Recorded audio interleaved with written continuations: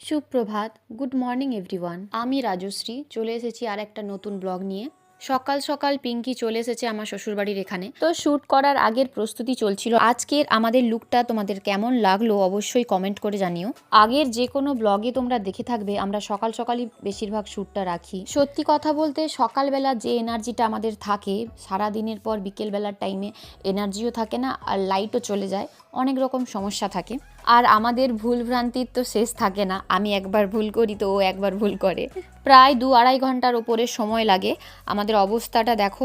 আজকে রোদটা প্রচুর ছিল। কমপ্লিট হয়ে যাওয়ার পর পিঙ্কি বাড়ি চলে যায়, আমি দুপুরে রান্নাবান্নাগুলো সেরে একটু বিকেলবেলা রেস্ট নিচ্ছিলাম। আবার রাত্রে রান্না চাপিয়েছি। আগের ব্লগেই জানিয়েছিলাম বাড়িতে এই মুহূর্তে আমরা দুজনই আছি, আমার বর আর আমি। আমার শাশুড়ি মা কিছুদিনের জন্য বাইরে গেছেন, তাই ক্লাস, ভিডিও শ্যুট আর বাড়ি সবটা হচ্ছে, কিন্তু টাইমিংগুলো একটু এদিক ওদিক হয়ে যাচ্ছে।